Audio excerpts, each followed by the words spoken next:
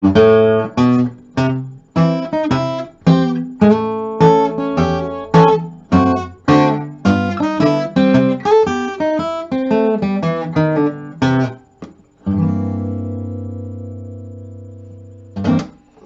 everybody, Brian Curran here again for another guitar lesson.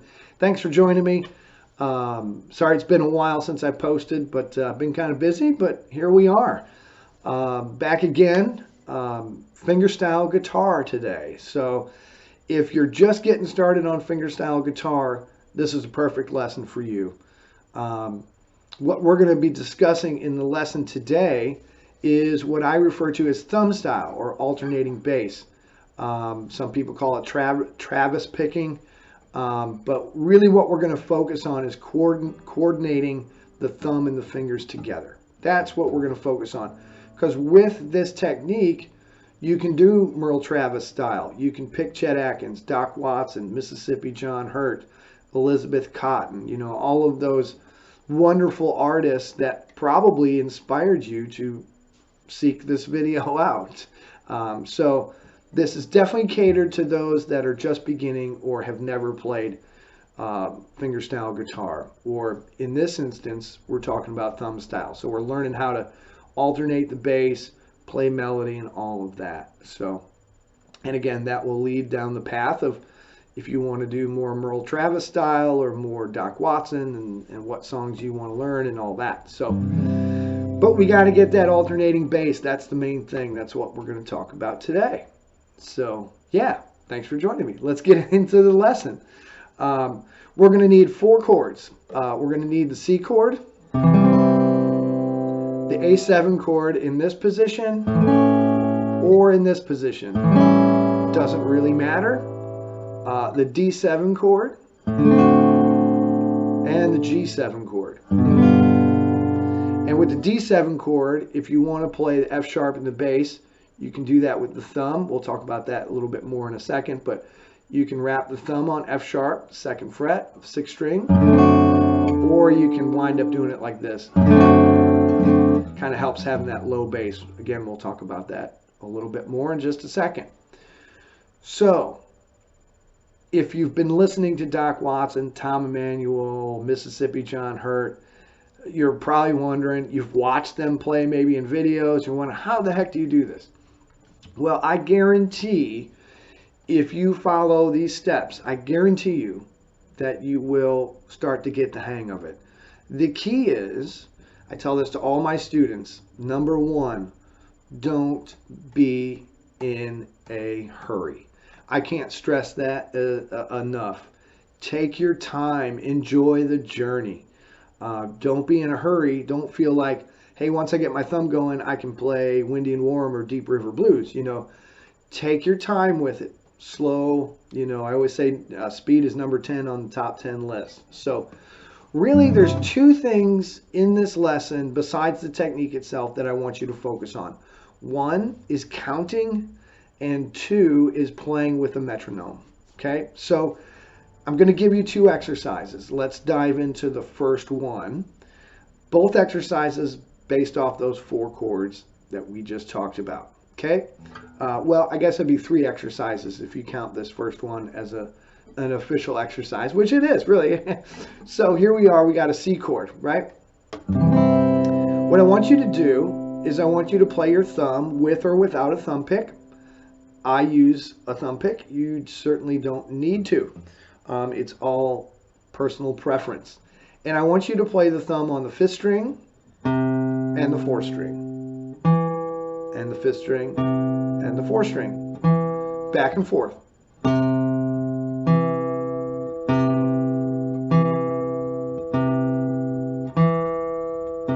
Just like that.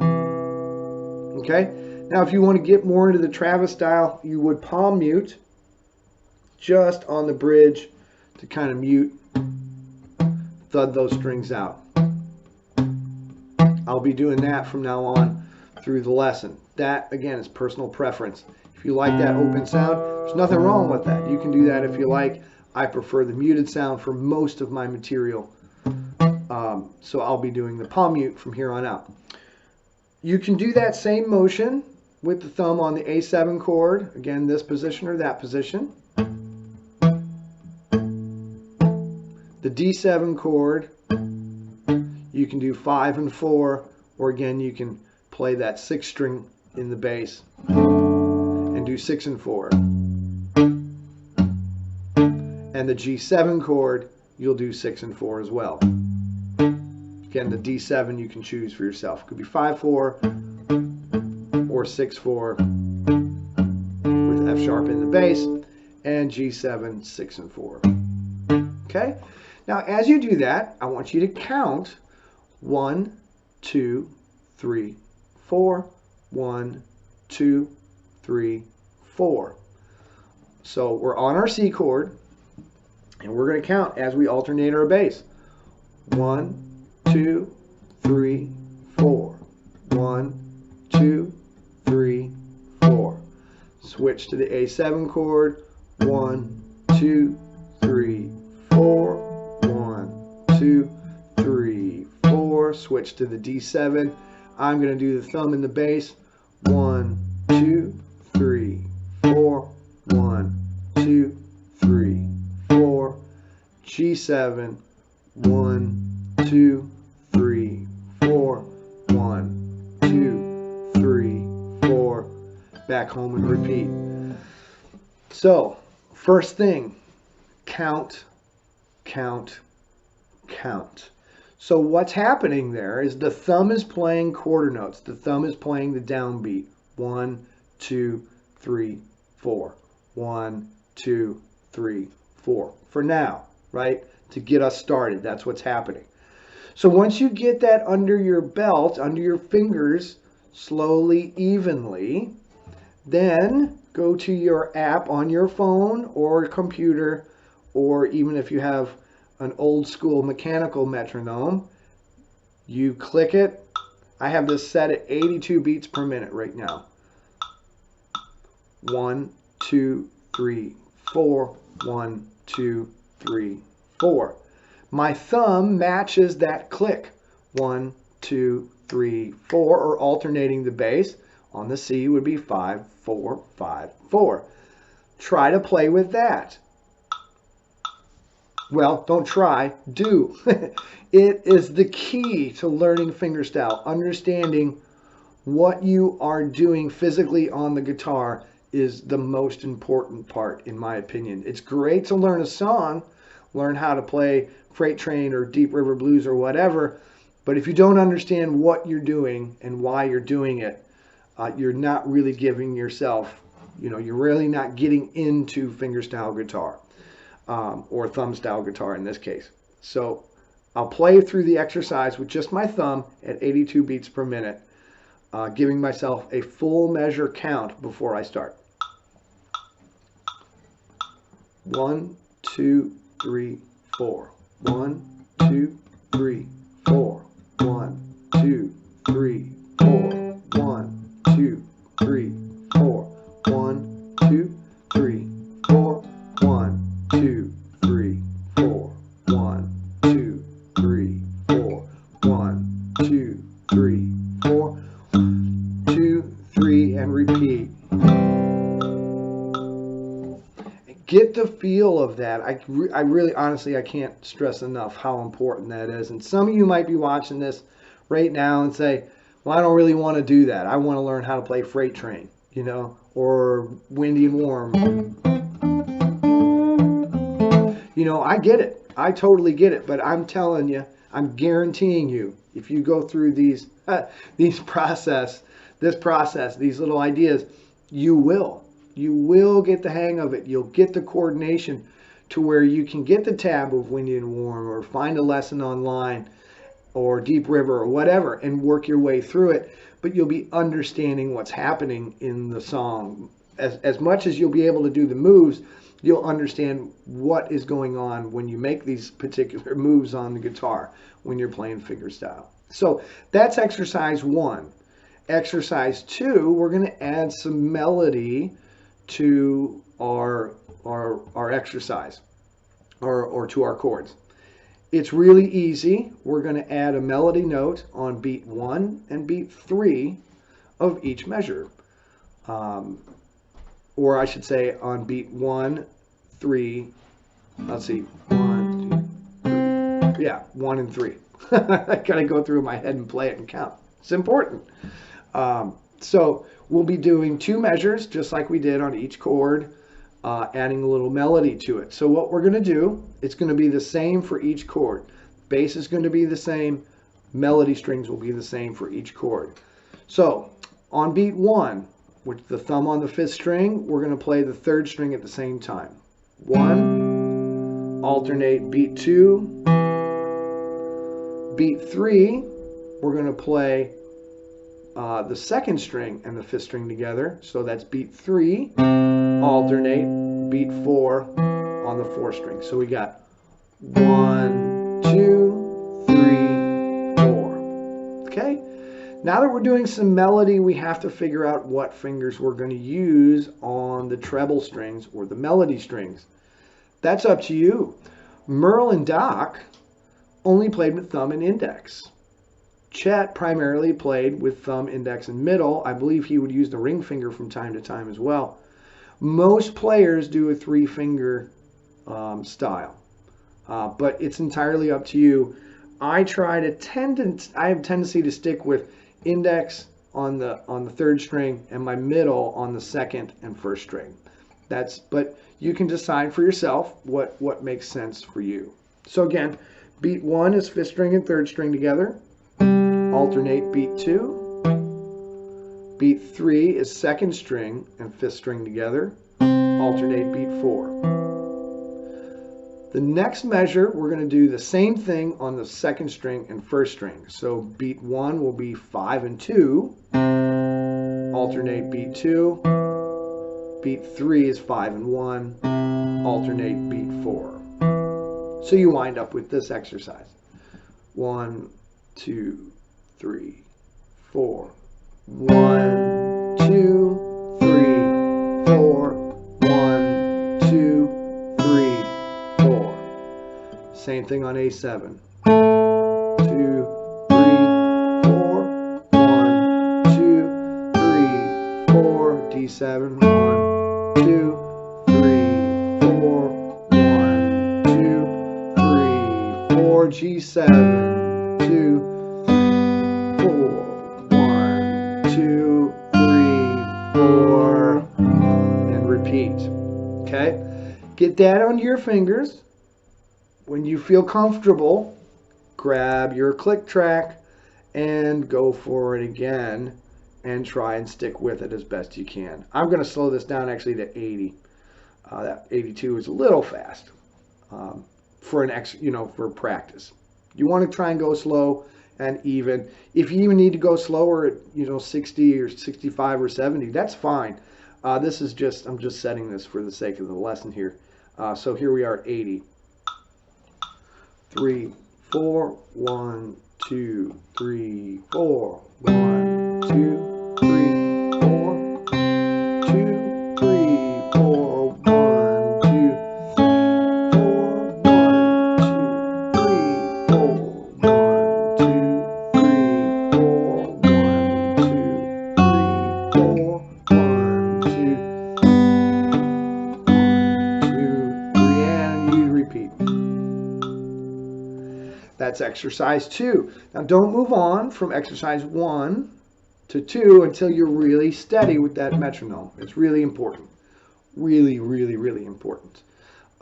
So exercise 3, we're going to syncopate a little bit in a way and add on the upbeats or and beats to make the melody move a little bit more. So now we're going to do 1, 2, and 1, 2, and 3, 4. 1, 2, and 3, 4.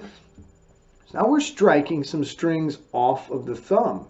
This is where it gets a little tricky, and this is why counting is so important and will really, really help you get into what you're doing when you're playing fingerstyle and understand what's being played when you look at some tablature, try to figure something out by ear, or try to arrange your own melody or a song that you're familiar with and try to arrange that for fingerstyle. So let's look at the third exercise. So for beat 1, still going to do 3rd string and 5th string together.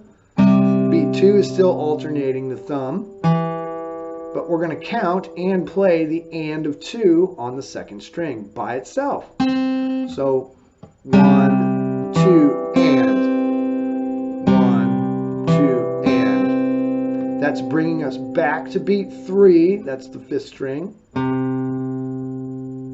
Beat 4 is the 4th string by itself, alternating our thumbs. So 1, 2, and 3, 4. 1, 2, and 3, 4. The next measure, we're going to do the same thing, but on the 2nd string and 1st string.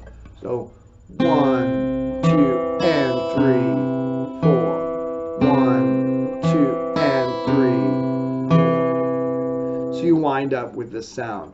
1, 2, and 3, 4. 1, 2, and 3, 4.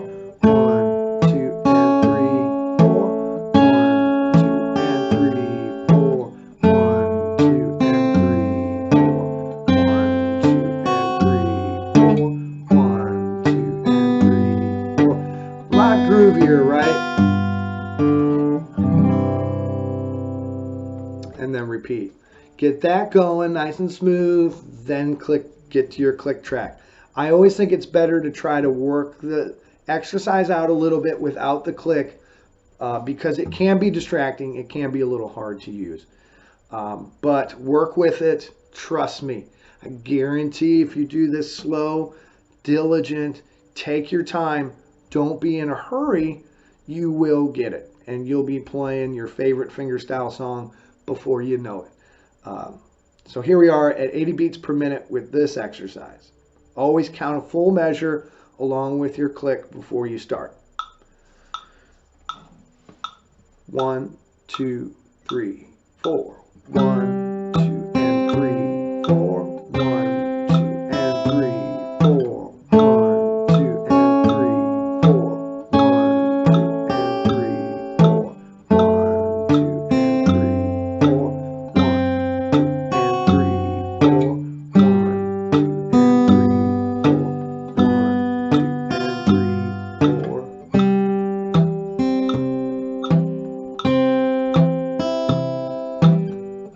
and 3,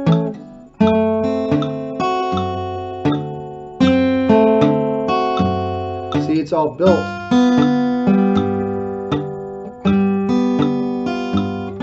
Whoops. You get the idea. So there, I just started improvising some little lines. It's fun, you know, and you'll get the hang of it. But boy, I can't tell you how important it is to count and play with a click. It is so important. I'll be completely honest with you. I have gone through years of saying, oh, I don't need a click, I don't need a click. And I'll tell you, it's only been in the last couple of years where I finally said, you know what? In order to get that groove that I want and get the feel that I want, I need to use a click. And so I went through the same process that I'm now showing to you, and just really got inside of what I was already playing so I could understand it better and play with better feel, a better groove, you know, not fast or slow, but just a better feel. And boy, it's been huge. It has been so helpful. So I highly encourage you to work each exercise out very slowly on your own, then work with it on a click track. And above all, don't move on from one to the other until you're very comfortable. And by very comfortable, I mean that you can repeat it 3, 4, 5 times in a row without making a significant mistake. So, and again, you can change the timing. That was 80 and 82. You can do it slower, up to you. But if you do that, and you'll get the hang of it. And again, don't be in a hurry. That's the best advice I can give you. Don't be in a rush. Enjoy the journey of learning and improving. So that's it for this time. I hope you find it helpful. As always, thanks to everybody. Thanks for all the support. If you ever have any questions, you can reach out. There's contact information here on my Fish and Musician page. Reach out in the comments. I keep up with those pretty regular, so I will for sure see it at some point, and I will certainly respond. So if you ever have any questions, feel free to reach out. Any lesson ideas, let me know. Other than that, as always, y'all take care. Enjoy. We'll see y'all next time.